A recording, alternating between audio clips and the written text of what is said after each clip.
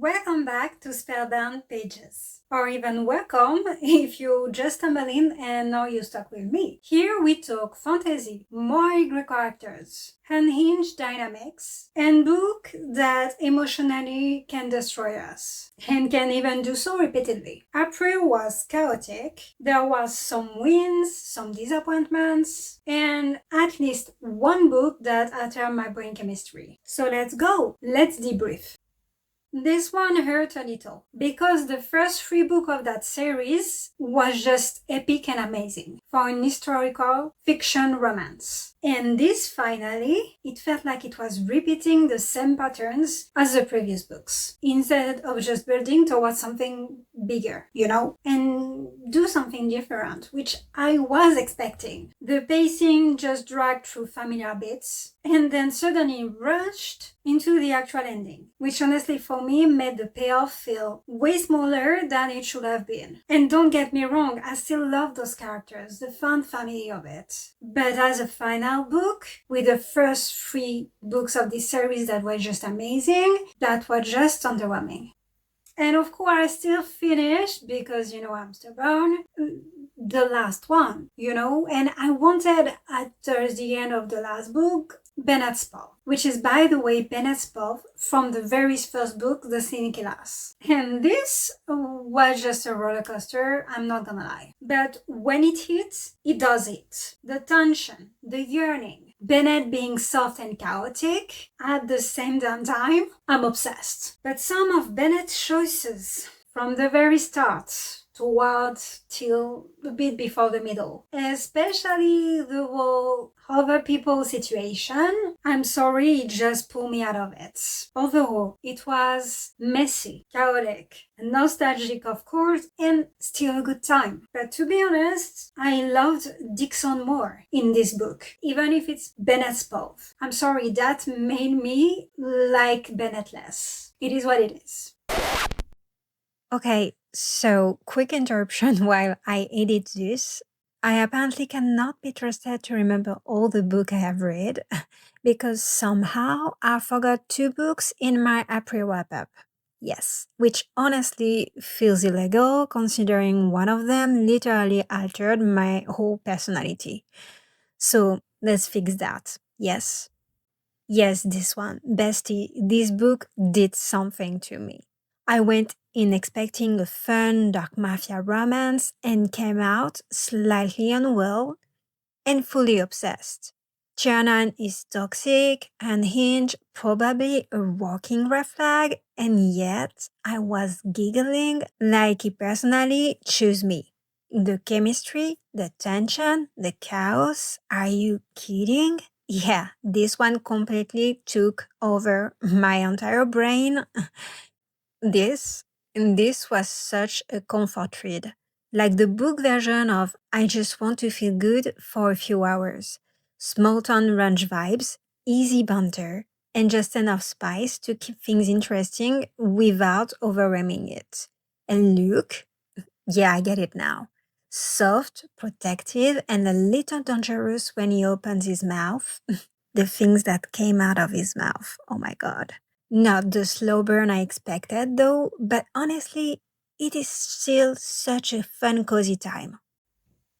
I was convinced this would be a 5 stars because the vibes are immaculate. Creepy house, cursed town, and everything that felt slightly off, I was seated. But sadly, the pace completely slowed in the middle and it never fully delivered for me the big emotional or even the plot payoff I was waiting for. I was not that invested by the end, sadly. Genuinely, it was still enjoyable, just not as haunting as it could have been.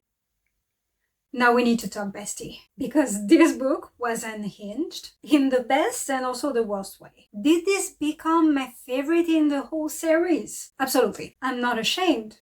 For fair warning, this is not romance. It is toxic obsession with a plot. Yeah, there is a plot. And somehow I couldn't look away. So if you like chaotic, messy, this is a bad idea, but I'm invested, kind of read. I assure you, you will eat this up. And honestly, maybe it is slightly concerning that I liked it this much. But here we are.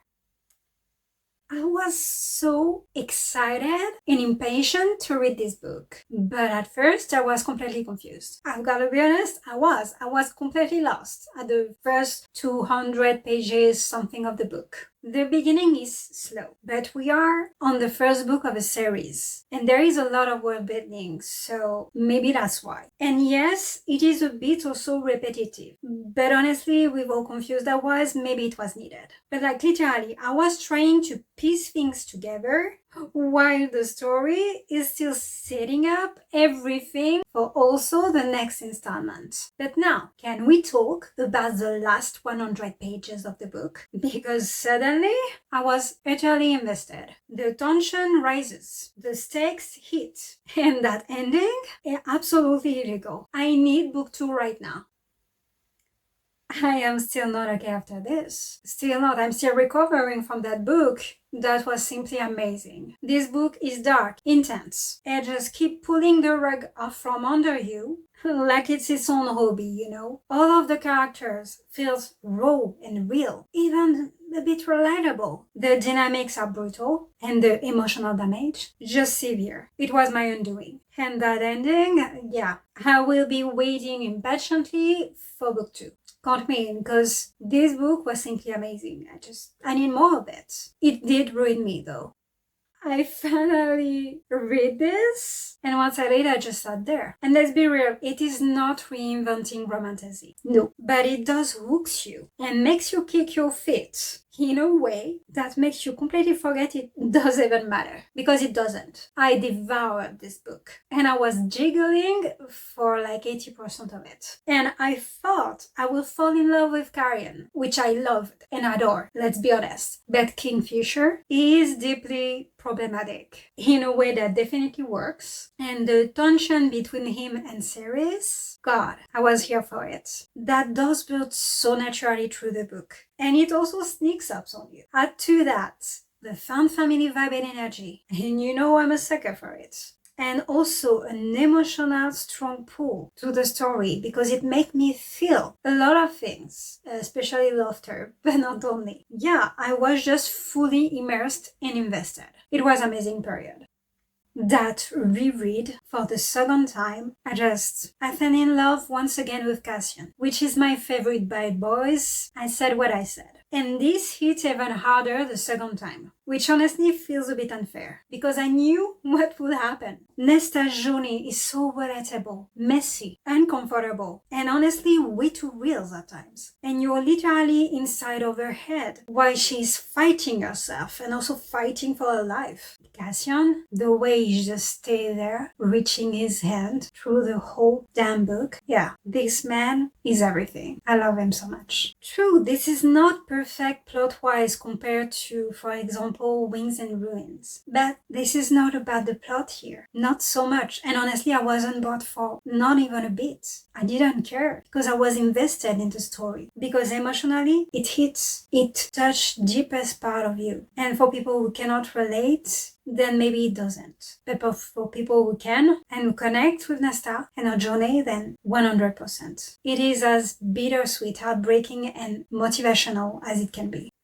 Now, reading this after Silver Flame was a bit underwhelming, obviously. But this was really fun. I mean, deadly games, Curse Mansion, chaotic energy of a found family. Yeah, I was entertained the whole time. And the banter between the main characters, with the tension, chef kiss. Because here we have a broody MMC. Rowena, I love you. And yes, as you know, I have a type and that's totally fine. Now, compared to the first book, Phantasma, it didn't invest me as deeply emotionally, and that disappointed me a tiny bit. But overall, it was still super addictive and fun and enjoyable. I still really enjoyed the book. So there is that. Now, for May. Again, this is a hopeful to be read, but I'm hopefully getting through this no matter what. I'm aiming mostly for dark romance here. You will see a lot of dark romance, dark romantasy, fantasy read, fantasy romance obviously. And I'm pretty sure more than one book this month will destroy me emotionally. And I don't know if I will recover from that. And if you have read anything recently that made you feel unwell, that pull your heartstring deeply, please share it in the comment. I would love to know and add maybe some of them to my to-be read, please. Thank you.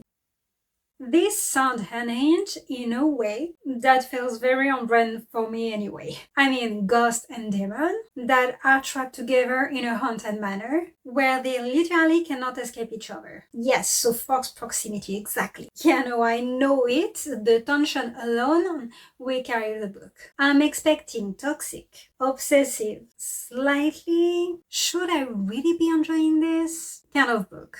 And I know for sure I will be seated. I'm gonna reread Fourth Wing because we know in September we have a new book from Wing series, the fourth one, which is supposedly a short novella because it's under 200 pages. So I'm rereading the first 3 books, and we start this month with the first one since I finished rereading all my Kota books. No, I'm on Fourth Wings, and obviously I'm going back in for emotional reason too, for research, right?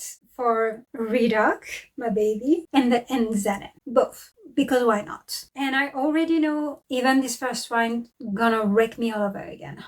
But as always, I'm gonna see if this is different the first time or the second time. And honestly, with all Hakotar wins, I fear this might be even worse than the first time I read it. Shall see.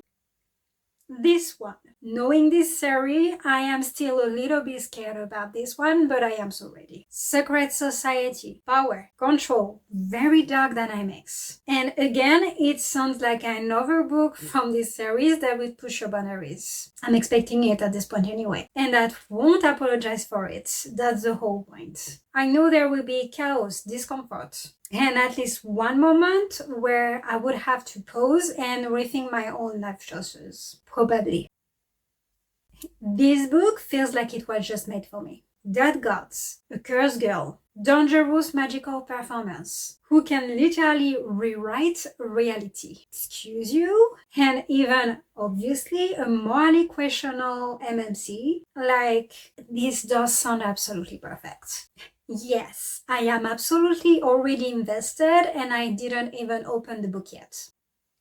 Okay, this is a buttering with one of my friends, and this either will be completely iconic or entirely unhinged. And I am going to read it with the duet audio. Yes, because apparently it's more than worth it. So immersive reading anyway, all the way, for all of my books. And maybe it will be both epic and unhinged. A stalker romance with a masked man who actually shows up. No, yeah, this is the kind of premise where you just have to go through it and don't ask any more questions. And I am totally here for the more great questionable things, the laughter, the chaos, and the tension, and maybe even the why am I so much into this?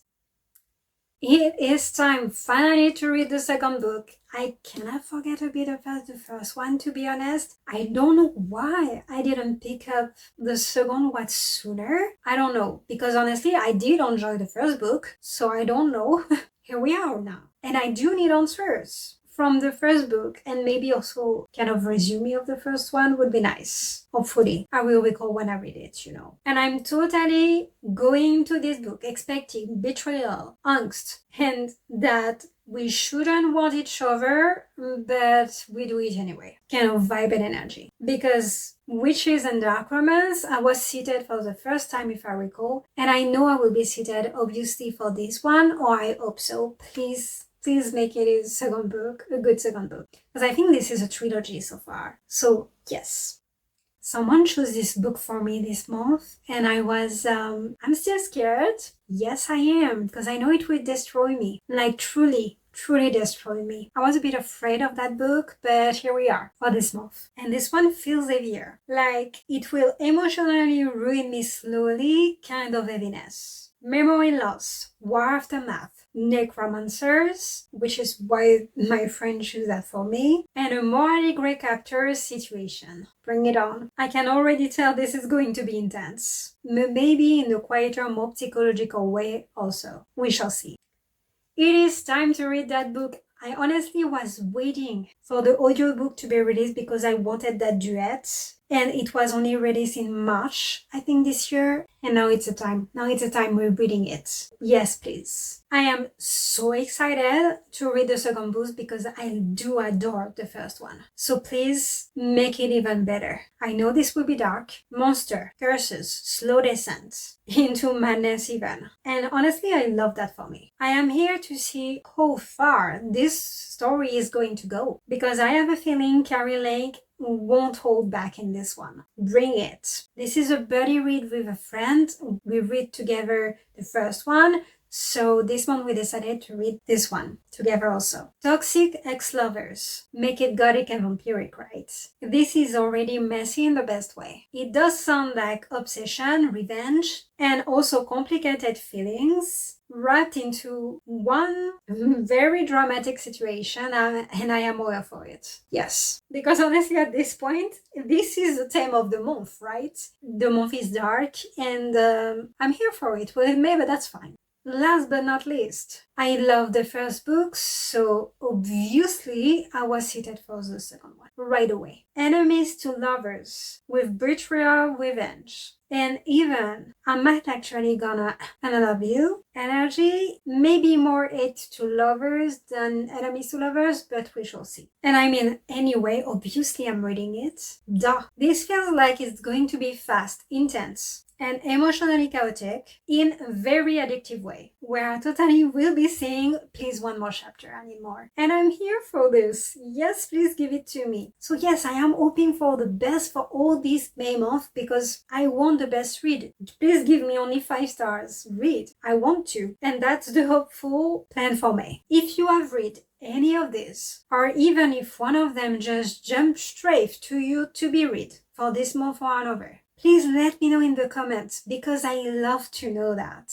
I also love receiving recommendations and obviously establish the best bookish decisions. And if you want to share your own May to be read or hopefuls, please also put it down below. I love to hear that from you. Don't forget to like, subscribe, put a comment, and share with someone who loves books as much as we do. I will see you soon for more Spellbound Pages.